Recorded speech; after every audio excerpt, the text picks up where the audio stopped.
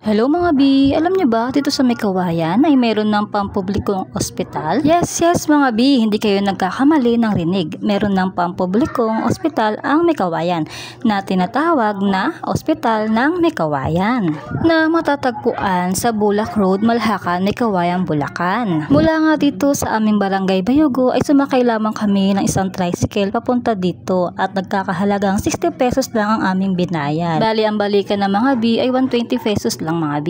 Akalain mo yun mga B, unexpected namin na libre lang dito lahat, libre lang yung laboratory test like urinary test saka yung CBC.